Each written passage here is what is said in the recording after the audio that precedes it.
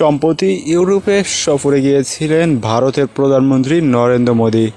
প্রথমে পোল্যান্ড, এরপর ভলোদিমির জেলেনস্কির সঙ্গেও এই বৈঠক। মোদী রাশিয়া ইউক্রেন যুদ্ধ বন্ধে তার বার্তা দিয়েছেন বলে জানা গেছে। তবে ফেরার পথে মোদীর বিমান পাকিস্তানের আকাশপথ ব্যবহার করেছে বলে খবর চাউর হয়েছে। জানা গেছে, মোদীকে বহনকারী বিমান পাকিস্তানের আকাশসীমায় ৪৩ মিনিট ধরে উড়েছিল।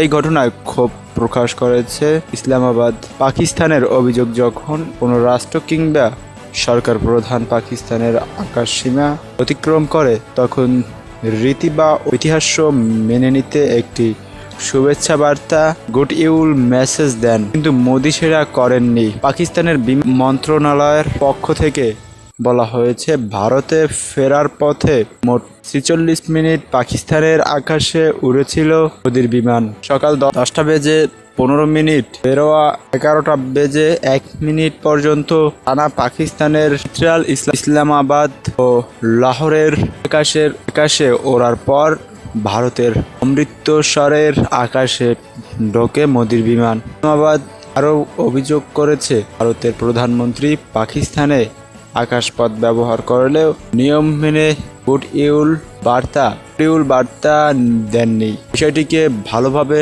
নেয়নি পাকিস্তান সরকার।